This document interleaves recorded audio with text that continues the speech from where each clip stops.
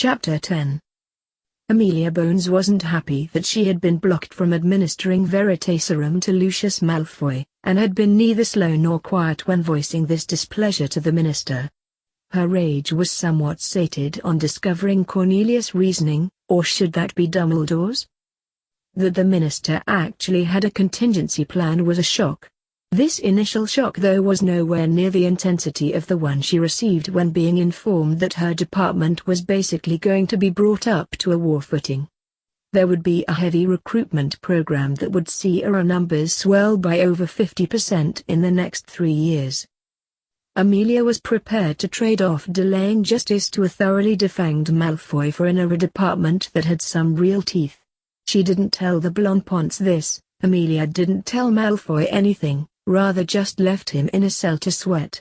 She could legally hold him for one more day, but Thursday was the deadline. Amelia was taking great pleasure in keeping him locked up for every available minute she could. Today saw her back at Hogwarts. She was interviewing Harry Crow in the presence of his head of house. Amelia was determined to get as much information as possible from the young man before her meeting with Dumbledore. The more the head of the DMLE wrote down, the angrier she was becoming. It was obvious Dumbledore had known Voldemort wasn't gone for good. Why else would he set a trap for the Dark Lord? That he had used Hogwarts as a location for this trap had Amelia wanting to slap the old fool silly. Was it any wonder the Hogwarts ghosts were telling him he was on his last warning? Harry was just explaining what happened in the infirmary when the bloody Baron passed through the wall. Young champion, your friends require aid. Amelia watched amazed as the ghost hadn't even finished speaking yet Harry was heading out the door. She and Phileas shot out after him, but the younger and much fitter Harry was already opening up a gap. Both followed as quickly as they could while the castle's portraits and ghosts led their champion where he needed to go. Padma was beside Hermione as both girls were rinsing their hands in the wash basins. She noticed in the mirror that the large toilet was now filling up behind them and her heart sank. Neville had gone ahead to the Great Hall and Harry was at a meeting with Madame Bones. This group had judged their approach perfectly. She counted 9 of them, all older than her and Hermione, before the group's leader decided to speak. "Granger, we want a word with you." Hermione turned around and was confronted with 9 older girls glowering at her.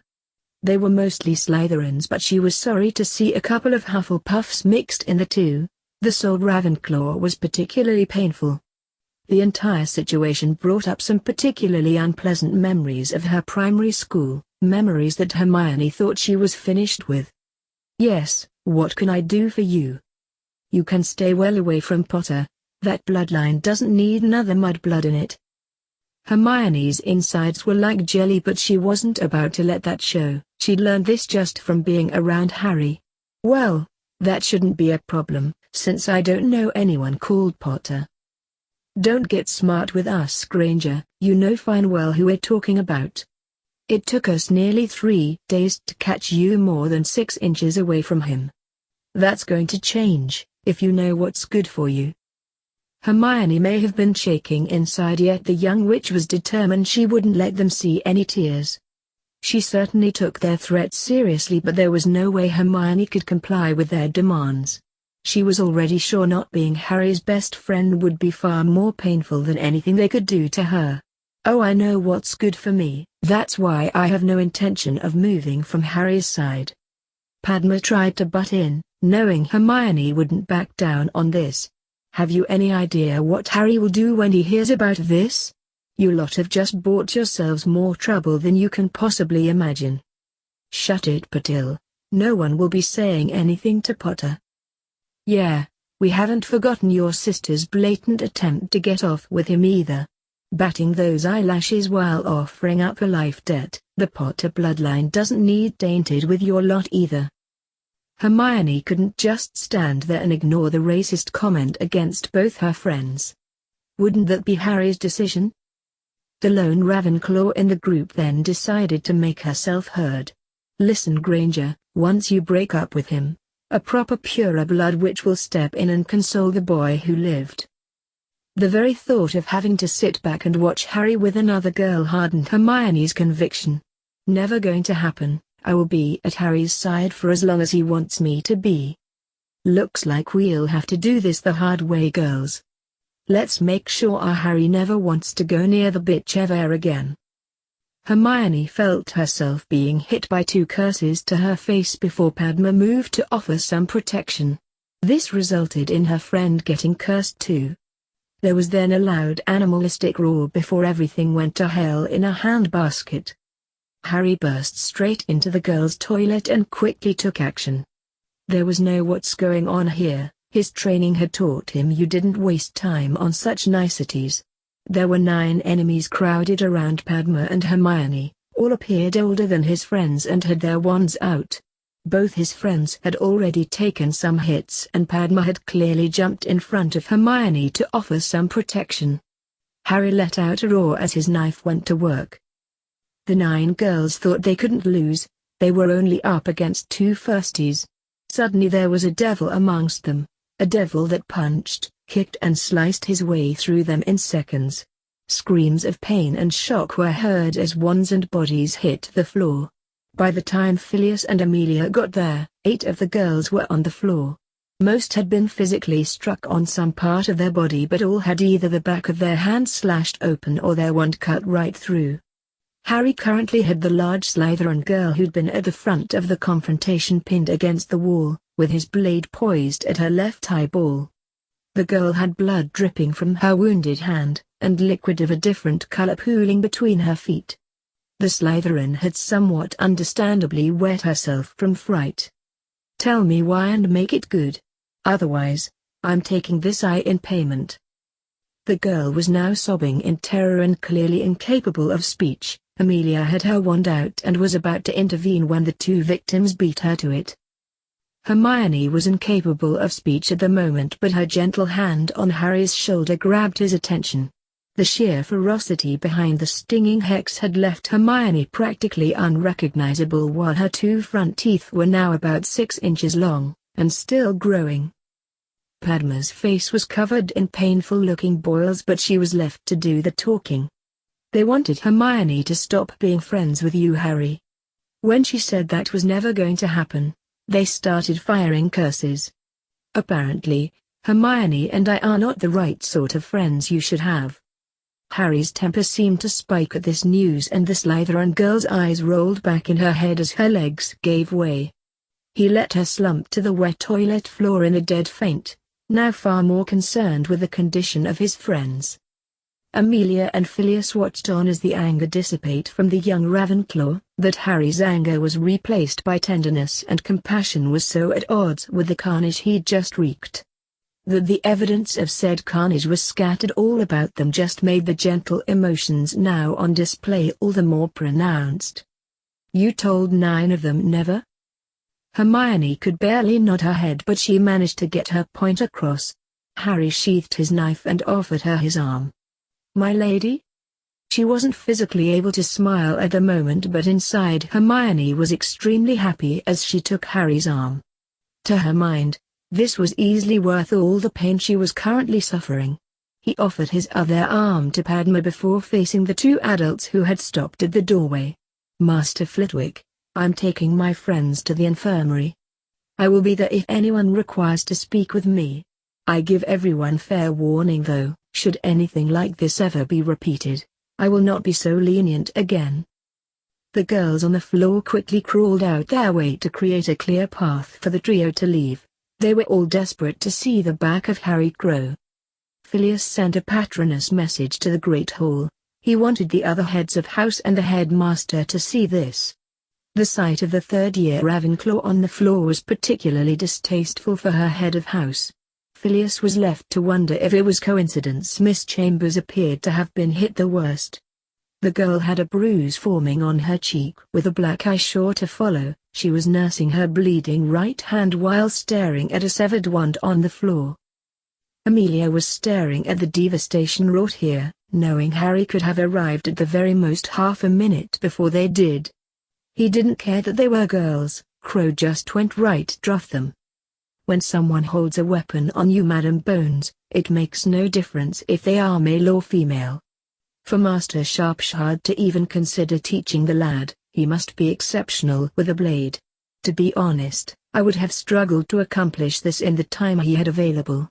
There is not an injury here that Poppy won't be able to fix within 10 minutes. The memory of what Mr. Crow was able to do will last a lot longer than the pain. The senior staff were soon on site with Pomona's keen eyes quickly picking out the two Hufflepuffs involved.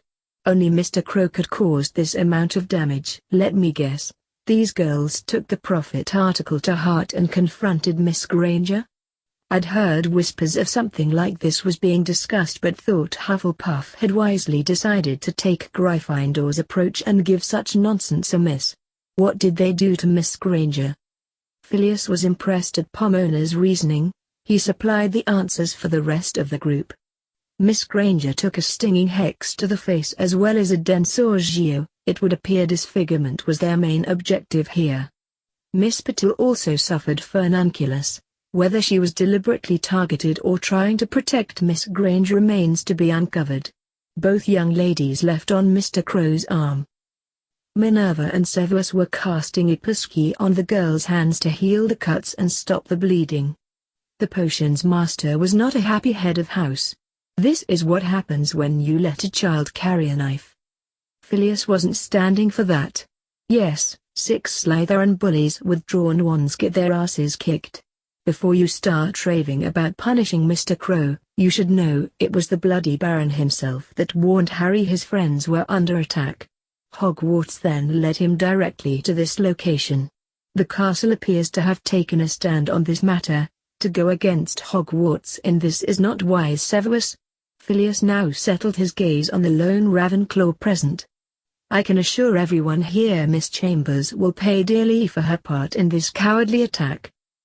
As will my 2 Hufflepuffs. I can't express how ashamed I am of them. Severus couldn't let it go though. And what of Crow? Is he to once more escape any form of punishment? She wasn't strictly speaking involved in this discussion but Amelia offered her opinion. There were 9 older girls here, all with the intention of doing Miss Granger harm. I would say Mr. Crow's response was a measured one. None of these girls will require to spend the night in the infirmary. Miss Granger certainly would have needed to if Mr. Crow hadn't acted so quickly. Amelia and I were less than a minute behind the lad but he'd already dealt with the situation by the time we got here. He did promise not to be so lenient if there was ever a repeat of this incident. But he sliced right through my wand. What am I going to tell my parents? Don't worry about that, Miss Chambers. You can be assured I'll be informing your parents of exactly what happened here today. For a Ravenclaw to be involved in bullying a younger member of our house is something I will never stand for. This incident will be used to remind all Ravenclaw of that fact. Headmaster, surely you can see this boy needs to be reined in before the next thing he kills isn't a troll, but another student. Albus was well aware his tenure as headmaster was hanging by a thread. He had no intention of going against Hogwarts to soothe his potion master's sense of injustice. I'm inclined to agree that Mr. Crow's response was measured and appropriate. A wizard would have been casting stunners or body binds. Mr. Crow's methods may be different but certainly no less effective. I watched him use that blade on Lucius Malfoy. His speed and control is astonishing. He's attending Hogwarts as a goblin. I assume this is a goblin response to what was undeniably an attack on his friends? His question was aimed at Phileas and the charms master didn't disappoint. Actually, headmaster, his reaction was a lot more measured than I feared. The goblin response would have been to ensure this could never happen again. I expected to see limbs on the floor. The girls had been quietly crying but this comment introduced an element of wailing to their accumulated outpouring of self-pity. None of the adults present thought this group would ever be going near Miss Granger again. They also thought that was Mr. Crow's intention. Word of this would spread throughout the castle before curfew. Who would dare attack Miss Granger when her protector had taken down 9 older enemies to keep the young witch safe? When you factored in his killing of that troll to achieve the same result, and that the castle had not only warned but aided him today, Miss Granger should be one of the safest witches in the castle. Minerva though was determined to have her way on this matter. That there were no Gryffindors amongst the attackers pleased her more than she could say, but the deputy was determined to enforce discipline here. Severus was more inclined to punish Slytherin students for getting caught. That wouldn't be happening this time. Hogwarts already has a student under a week's suspension, and placed on probation for the rest of the school year. If I discover this attack was because of Miss Granger's blood status, and I'm almost sure that was the case, all of these girls will be receiving the same punishment. Albus, could you cover my classes for the rest of today? I will probably need to arrange 9 home visits. Severus appeared ready to have a fit, but Pomona cut him off. That seems fair. Phileas had more to add though. Miss Chambers will also see her Hogsmeade privileges revoked, and she can forget about trying out for the Quidditch team this year. I find her bullying of 2 Ravenclaw first years despicable. I hope you will convey that to her parents, Professor McGonagall. The girls were now sobbing inconsolably as they were herded up and shepherded toward the infirmary so Poppy could check the 9 of them. Minerva wanted a word with the other 3 involved in this debacle, so she headed the 2. Albus tagged along, content he now had a genuine excuse to put his meeting with Amelia off again. The headmaster intended to avoid said meeting for as long as possible. Severus didn't think he would be able to attend the infirmary without getting into an argument with Crow. Having heard what he did to Lucius, the potions professor rather wisely decided to head back down to his dungeon. The only thing that travels faster than news inside the castle is speculation. Speculation was currently rife amongst the students, especially after seeing the senior staff rush from the Great Hall. So it was hardly surprising that Neville and Parvati arrived at the infirmary only moments after the Ravenclaw trio got there. Both Gryffindors had quickly noticed who was missing, and thought this was the best location to discover if anything had happened to their friends, family. Parvati was in tears seeing her twin's beautiful face in that condition. I warned you they were after Hermione. How did this happen? This instantly got Harry's attention. Hermione was currently behind a privacy screen receiving treatment. Padma had her head down as she answered her twin. We didn't know who, where or when, so I decided not to worry Hermione, just stick close to her. Harry reached for his friend's hand in an effort to get Padma to look at him. That is the second time you've taken a curse meant for Hermione, though with this one you deliberately protected her. She can't say thank you at the moment, so I'll say it for both of us. Am I going to have to get used to visiting my sister here if she hangs about with you, Harry? Hearing the anger in her sister's voice, Padma cut in before Harry could answer. That's why I'm getting extra lessons in defense from Professor Weasley, and you should see what Harry did to the girls who attacked us. Parvati's eyes nearly bulged out at this. Her sister was spending her time with the 2 hottest wizards in Hogwarts.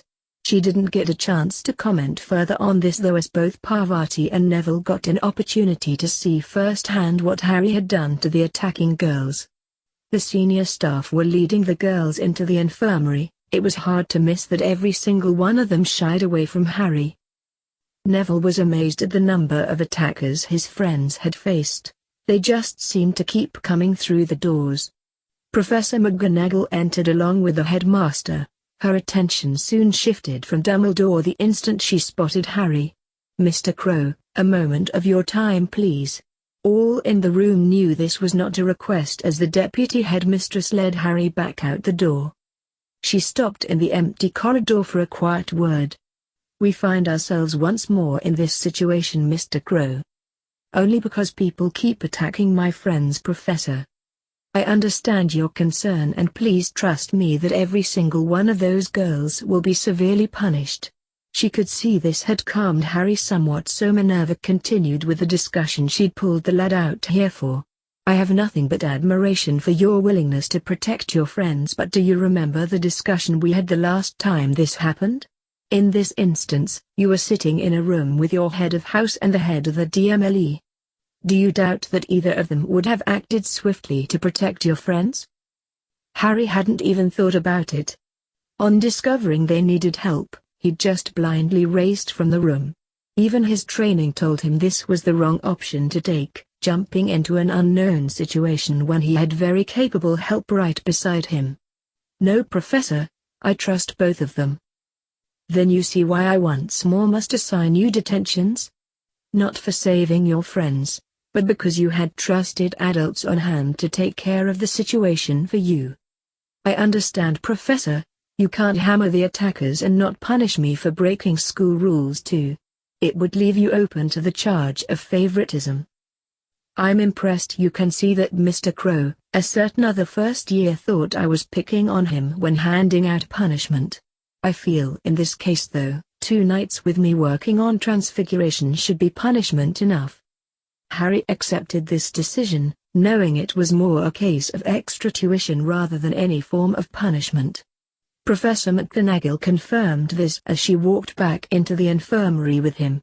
"I understand you might not want to leave your friends alone for a few days. They are of course welcome to accompany you on your detentions. I will arrange the times once I have dealt with these girls. They are going to keep me busy for now." Phileas was over in a flash. "Am I to understand Mr. Crow has detention for his actions today?" It was Harry who answered his head of house. "Sir, I earned my detentions. I should have let you deal with the problem, and for that I apologize. I'm sure Professor McGonagall is also aware I would probably do exactly the same thing again, which is another reason I deserve my detentions." Poppy was still dealing with Miss Granger, so Minerva spoke with the injured Miss Patil to discover exactly what happened in that toilet. When the screen came back, Hermione gave Harry a nervous smile and he instantly spotted the difference. "You had your front teeth made smaller than they were before?" Madame Pomfrey managed to cancel the stinging hex, then shrank my front teeth. She gave me a mirror and asked me to say when to stop. I've always been teased about my teeth being too large. Well, I think those doing the teasing were either blind or stupid. Thank you for remaining my friend, Hermione. That couldn't have been easy. Harry, easiest decision I ever made. I intend to be your best friend for as long as you'll let me. Harry had her in a tight hug before she could say any more. Thanks, Hermione. I'm so glad to hear you say that, and to see you're okay. Padma jumped in front of me and then you arrived, otherwise it would have been a lot worse. Do these morons actually think attacking you is going to see us stop being best friends? That's just stupid. So is them thinking they're better than Hermione because her parents are moles. They can't pick on my blood status, so the fact that the Patil family comes from India gets thrown in my face. Again, do they think I don't look into the mirror every morning? They are just bullies, using whatever words they need to justify their behavior to themselves. Hermione hugged a treated and once more boil-free Padma. Thanks for sticking by me today. I never had friends who would do that before. I know you would do the same for me. Professor McGonagall has already heard what went on in that toilet, and Madame Pomfrey said we can leave. Shall we take Professor Weasley's advice and head for the Great Hall? Harry led the way with Hermione on his arm, Neville and the twins right behind them. All 3 Ravenclaws were wondering just what Roger would have to say about this. Lucius had plenty to say when he finally got home, his 4 days in a ministry holding cell responsible for his rant. I knew Fudge was a fucking idiot, but I thought he was at least a fucking idiot, bought and paid for. Cornelius won't get a job cleaning up owl shit at the post office by the time I've finished with him. As for that bitch Bones, her days are numbered. She'll be top of our master's list. Lucius then noticed his wife appeared distraught, far more than his few days in a cell warranted. This worried her husband, as Narcissa was normally so aloof, emotions were for lesser beings. She nervously handed him a scroll. The Gringotts seal on the scroll alerted the head of the Malfoy family this was serious, but reading what it contained terrified Lucius more than that blade against his chest. Those bastards are closing down our vaults because of that little shit. I better get right over there. It's going to take most of the 24 hours they've given us to get everything out. His wife though had some really bad news for him. Lucius, that was delivered on Tuesday. The 24 hours has long since passed. What? Didn't you tell them I couldn't come to the bank? They said that was not their problem. What about our contacts at the ministry? Didn't you get in touch with any of them? I tried everyone we know. I even went to Bones and begged her to let you out for a few hours. All I got were excuses, apologies, or doors slammed in my face. Lucius now found himself holding on to the nearest wall to keep him standing upright. Did you manage to get anything out? Narcissa tried not to let her anger show, but didn't quite manage it. You put a cap on how much I could withdraw from the Malfoy vaults, 100,000. He was now leaning on the wall. That won't last us very long. It won't last at all, since I don't have it. I offered it to Fudge to get you out. I'm facing charges of attempting to bribe the Minister of Magic, and the money was confiscated as evidence. Lucius had now slid down the wall and was sitting on the floor as the blows kept coming. I managed to transfer money to Hogwarts and pay for all 7 years of Draco's education, but, apart from taking my jewels, I was blocked from doing anything else. All we have left is the manor and its contents. Just as he was thinking they had reached rock bottom, Lucius discovered there was more to come. We also have a basket full of scrolls, every single one of them thanking us for our efforts, but they no longer require us for their committee or board. Someone has really put the word out. Just what the hell happened in Hogwarts on Monday? It was only now beginning to dawn on Lucius exactly what had happened in that classroom. He'd been trussed up and then stuffed better than any Christmas turkey. He swore vengeance on everyone involved in this conspiracy, especially Potter, Crow, or whatever the little bastard called himself. Lucius, of course, had contingency funds stashed where no one else could find them. Their lifestyle may take a downturn, but they were a long way from being Weasley poor. The Malfoys' change in circumstances would certainly put a swift end to funding anyone else. Those associates who had become reliant on what was basically a handout were now going to have to look elsewhere.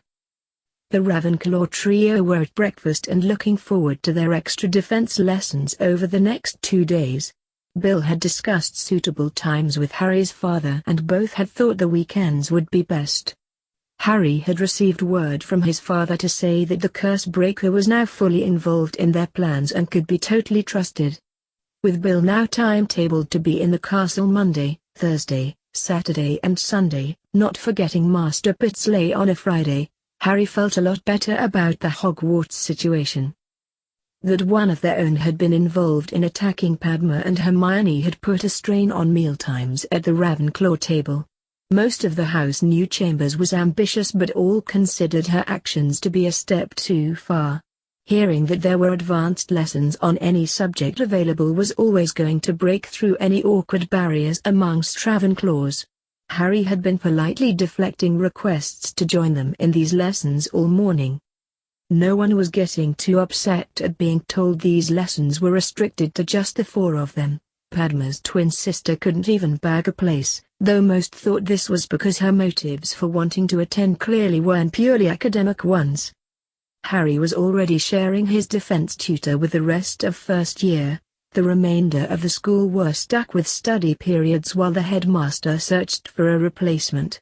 There were also another 6 first-year claws sitting at the table with wide grins on their faces. Harry's potions tutor had allowed him to invite more of his friends to take his class. Every single person in 3 houses of Hogwarts understood those smiles, and wished they were wearing one just like it. Getting out of classes with Snape was certainly a good enough reason to smile. Harry was unconsciously feeding Earjet a bit of his breakfast while reading the letter his beautiful snowy owl had just delivered. His father was passing on a warning that the prophet had finally picked up on the very large hints that had been getting dropped on them for the last few days. Gringotts had even taken the most unusual stance of affording the newspaper a statement. Harry was chuckling to himself when Hermione asked him what was so funny.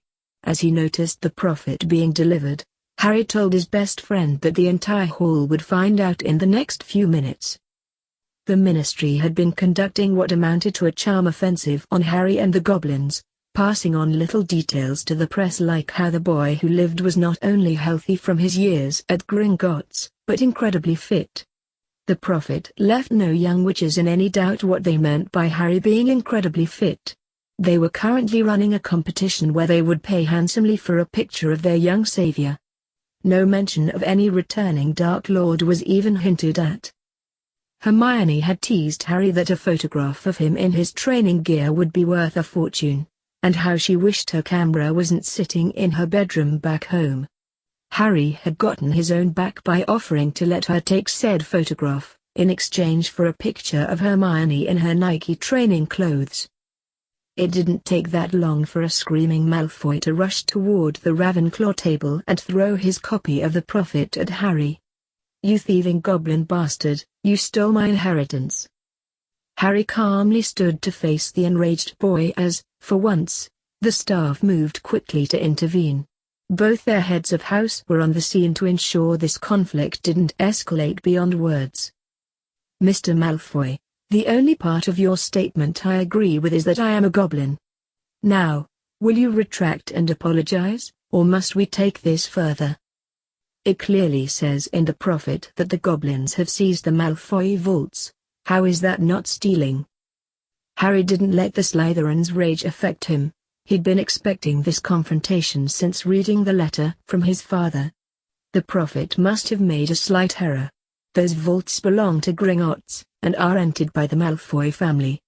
As with any rental agreement, there are always conditions attached. An adult witch or wizard attempting to attack a young goblin with their wand certainly breaks those conditions and will see them kicked out of Gringotts. When my father heard what the head of the Malfoy family had attempted, he went straight to the director. It should also be noted that, as per the conditions of rental, your father was given 24 hours to retrieve anything he wanted from those vaults, before they were sealed. My father couldn't get there on time. Again, the conditions of the rental contract allow for this. Had your father been too ill to get to the bank, the 24 hours would have been suspended until he was able to attend. In accordance with the conditions of the rental contract, being locked in a ministry cell is not an agreed and acceptable condition for suspension, so the 24 hours lapsed. It's standard Gringotts banking practice that's taught to every young goblin, and perfectly legal. Phileas then asked a question he already knew the answer to, but wanted everyone else to hear. What happened to the contents of those sealed vaults? Harry almost smiled at his head of house, but that would ruin what he was trying to achieve here. Because the vaults were not emptied in the allotted time, the bank will continue to take its small, annual rental fee for their continued use. The rest of the contents will remain untouched until someone is able to claim it. Realization began to sink in for some, but Harry wanted no misunderstandings here. In the case of the Malfoy vaults, that would be Draco when he came of age. This is of course assuming that he himself hasn't already broken those same banking conditions. Just to be clear, Mr. Malfoy, publicly calling me a thieving goblin bastard over this matter shatters those conditions. Harry gave Draco a moment to allow that information to sink in before speaking again. Once more, Mr. Malfoy, will you retract and apologize, or must we take this further? Draco was many things, but he wasn't a complete moron. The goblins had the Malfoys by the short and curlies, and he'd just given them a perfect excuse to yank those hairs out by the root. It was time to grovel, no matter how distasteful. Being poor was a far worse fate than eating some humble pie. I apologize unreservedly, Mr. Crow, both for my lack of manners and the ill-informed comments I made. I now clearly see my statement was in error and retract every word spoken. I was not aware of what was involved in closing those vaults and acted in haste and anger. Perfectly understandable, Mr. Malfoy, even if it was regrettable. I'm quite prepared to accept your apology and forget the entire incident, this time. Draco bowed in thanks, before turning to leave the Great Hall. The entire castle now knew Crow owned his ass. The very thought of that same ass dressed in second-hand robes for the rest of his life was more than enough for Draco to keep his head up and defend his decision to anyone.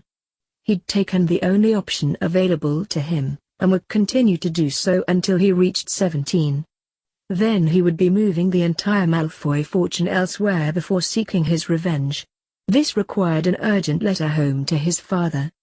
Both heads of house returned to the staff table, content the matter had been resolved without breaking any school rules, while Harry sat back down to his interrupted breakfast.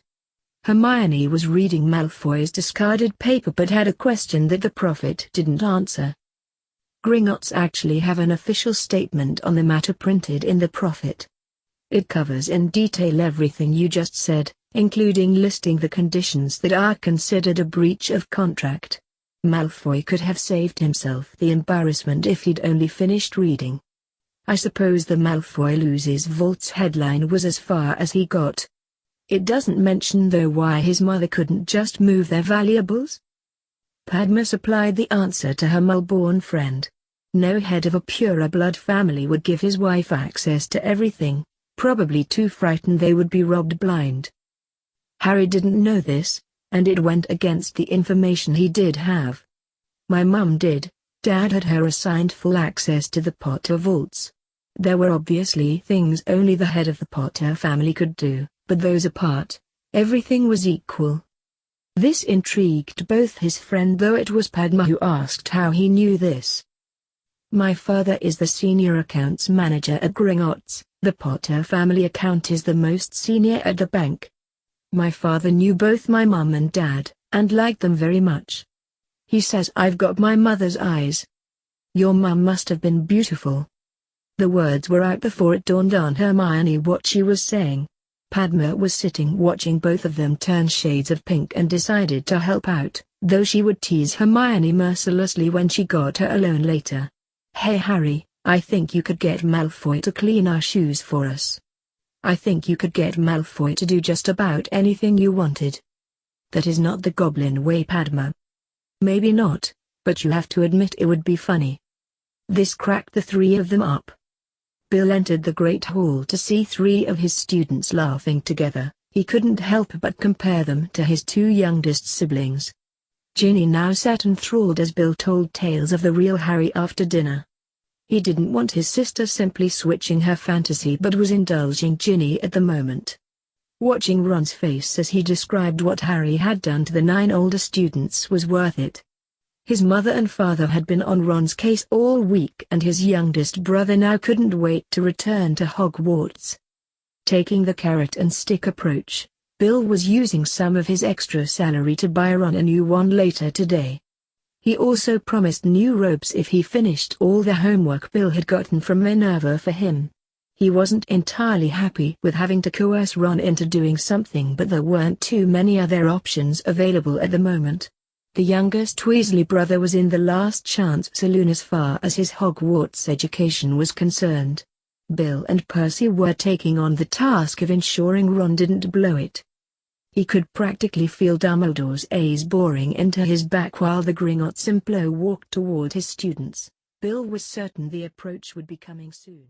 I'm glad you enjoyed that video/gameplay. Just remember to hit that like button, subscribe to the channel, and leave a comment down below. Until next time, goodbye!